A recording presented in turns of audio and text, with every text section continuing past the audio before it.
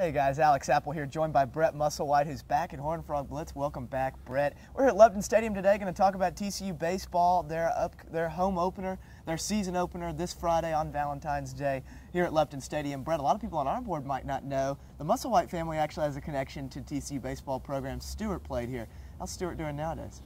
Stuart's doing well. He's living in Houston, just got married a little over a year ago and just had his first kid, a daughter, about a month ago, and he's just enjoying life, getting used to life after baseball. After he played here in 2005, he spent 3 years in the Orioles organization, and it's been 5 years since he's been out of baseball. But when you spend your whole life pursuing that, it's hard to adjust. So. Yeah, how are you as Uncle Brett? I'm okay. It's my fourth time around as an uncle, so I would like to think that I'm a seasoned veteran at this point. Yeah, I'm sure you're getting better at it. Let's talk about the TCU baseball team. Speaking of getting better, a disappointing year last year. For the first time in 9 years, they don't make a regional. It's the worst season record-wise under Jim Schlossnagle. But to tell you where the program is at right now, a lot of people expect them to rebound. They are picked second in the Big 12 preseason, ranked as high as 19th in the country preseason by Baseball America. Everybody has them in the top 30. Brett, this is a team that once again comes in with a lot of expectations. Compared to last year, how is this team going to live up to the expectations, something they didn't do last season? Well, I think something that you look at with this TCU program, I think when you think about the fact that the coaches ranked them preseason second in the Big 12, and all of the preseason polls have them in the top 30, as high as 19, I think that tells you a lot about this baseball program and a lot about what Jim Schlossnagle has done here. Even after you have a season where you're around 500, and it's it's an aberration compared to what's happened here at TCU for the last 10 years. I think that says a lot about TCU, a lot about Jim Schlossnagle, and a lot about how programs look at the TCU program. And as far as rebounding this season and living up to expectations, I think if you go back a few years ago and you look at the team that was preseason #1, they struggled a lot with living up to expectations, and that happened last year as well. And I think if you look at the roster this season, if you look at the juniors that we have who come back after 2 seasons here, I think I think it really sets TCU up for success. I think you look at Kevin Crone and Jarek Suter and Derek Odell, who had good freshman seasons. Struggled a little last year. Struggled, had a sophomore slump last season. I think you're going to see those guys improve. And I think, Kevin Crone was, he's gotten just one third-team preseason All-American vote. And I think that shows you what everybody's expecting from this program. And I think those guys are going to step up. I think if you look at the guys that we have on the mound, the guys that we have in the bullpen, that's always a strength for TCU. You got Preston Morrison, you got Brandon Finnegan, and you got Tyler Alexander, who are going to most likely be your weekend guys. You know what you're going to get from Preston Morrison. He might not throw a lot of strikeouts, but he's going to get outs. And he's going to, he's going to go out there, he's going to do his thing, and he's going to put up a great ERA. And, we can expect the same from Brandon Finnegan, who had a great summer with the USA Collegiate team. And Tyler Alexander's a freshman out of Southlake, and everybody's high on that guy. He's supposedly going to bring a lot to the team. And then you look at Tuesday games, you've got 3 guys to choose from. You've got Trey Teakle, you've got Alex Young, and you've got Mitchell Traver, who's a redshirt freshman this year. And I think you look at Riley Farrell at the end of the pen, coming into close games. I think there's a lot of strength on the mound for TCU. Yeah, certainly a deep rotation. I mean, Preston Morrison last year, a 1.51 ERA, and he's not even the guy getting preseason accolades. That's Brandon Finnegan. But let's talk about the 3 hitters, the juniors. You mentioned them. As last year in their sophomore season, I think it was a lot mental. I think a lot of it was a lot of people expected them to have to carry this offense. They were the 3 in the middle of the lineup at the beginning of the year. Jarek Suter hits 186 of the 3. Kevin Crone 208. Derek Odell 247. I think when you look at the pressure that they put on themselves, that's really where you see the problem. There's a sabermetric stat that a lot of people talk about nowadays: Z contact, O contact, meaning zone contact percentage, out of the zone contact percentage. One of the things you see is Kevin Crone swung at everything last year. When you're swinging at everything, it gives pitchers a lot of ways to get you out. So I think that goes back to relaxation at the plate. Again, I'm not a swing coach. If he had a big loop in his swing, that's obviously something that they have to get corrected, but they've got a new coaching staff, 2 new coaches this year. I think they'll do that. Let's talk about the outfield. They've basically got 4 guys. One of them you really like, a newcomer, Jeremy Fagnon. And he will join Cody Jones, he'll join Boomer White, and probably Jarek Suter out there. 4 of them to play 3 spots, so the other one probably DHs. Tell us how you think that'll shake out for him. Well, I mean, obviously Cody Jones is going to get the playing time in center field. I think what you're going to see is Jarek Suter getting a lot of time at right field, and I think you might see Boomer White and Jeremy Fagnan kind of rotating at left field and maybe a little bit with Suter at right field as well.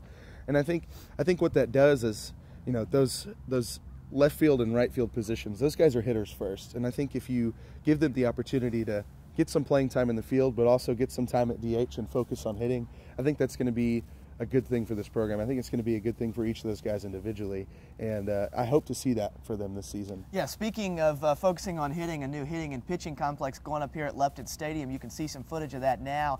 Also, you'll see the bullpen, which will be moved out into the outfield. The home bullpen will be ready by the start of the season. The visitor bullpen will not. You can see that. Obviously, a lot of construction going on here at the stadium. You know, the parking lot's messed up, so, you know, at the beginning of the season, you're going to want to arrive a little bit early because it is going to be different. You're not going to be able to walk in from the parking lot behind the outfield into the stadium. You'll have to come a different direction. But it's going to be state-of-the-art, obviously, and you bring in 2 new hitting coaches. This is a program totally dedicated to winning.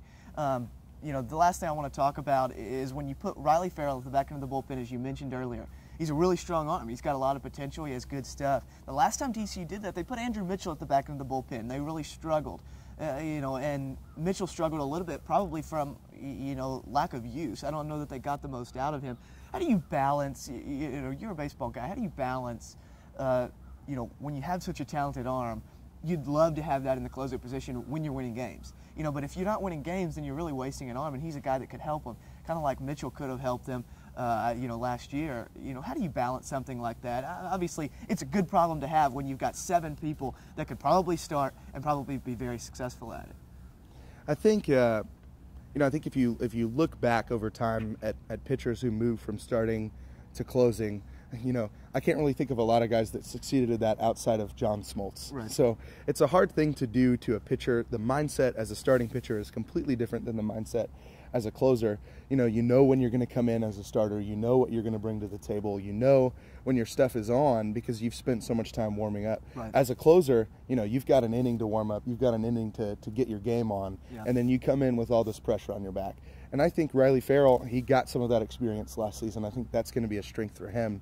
As far as what Jim Schlossnagle is going to have to do as far as balancing those arms, I think what needs to happen is offensive production needs to happen. Right. Because if that happens, then your pitchers are going to be able to get wins, they're going to be able to get innings, and they're going to be able to pitch without a ton of pressure on them. They're not going to be able to, you know, succeed 100% of the time if they come in with 2 guys on base and you're down 1 run. You know, there's going to be all that pressure mounting on you.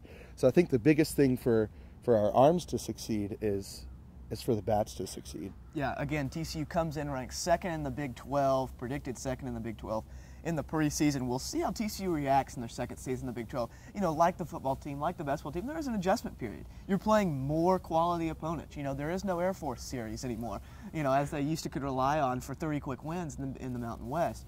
So, you know, did you see last year the grind weighing on this team at all? I think you certainly saw it from the pitching staff. You just mentioned it. You know, when you go out, you're throwing really well, you give up 2 runs, and that likely puts you in a position to lose because the offense is only scoring 1. You're exactly right. I think you hit the nail on the head. When you score runs, it cures a lot of ills. But how does this team adapt to the year 2 in the Big 12? You know, because baseball is as much physical, it's a lot mental, and it's a grind. Yeah, I think being the first season in the Big 12 last year had a lot to do with the struggles, especially at the plate, because you had, like we were talking about before, Kevin Crone and Jarek Suter and Derek Odell, who were freshmen in the Mountain West, and their sophomore year was in the Big 12, and they were facing Texas and Oklahoma and Baylor. You know, there's different quality there than what you see against the Air Forces and against the New Mexicos. Right. And I think that was a big problem last season with the bats, and I think this year will be, you know, kind of an upswing from last season. I think those guys have seen these arms, they've seen the quality of pitching, they know what they're going to get now. And I think another thing that's going to be a positive is going to be able to have a bat behind the plate. Dylan Delso is a transfer from a community college, and he had 7 home runs and batted .419, and we haven't had that production behind the plate at TCU since Elander. And, you know, he spent time in the outfield as well. Yeah, when you can add, when you can lengthen that lineup and add another potent bat, absolutely, you do so, especially after the struggles they had last year. As far as the infield goes, I forgot to mention this earlier. We've heard rumors of a couple of injuries.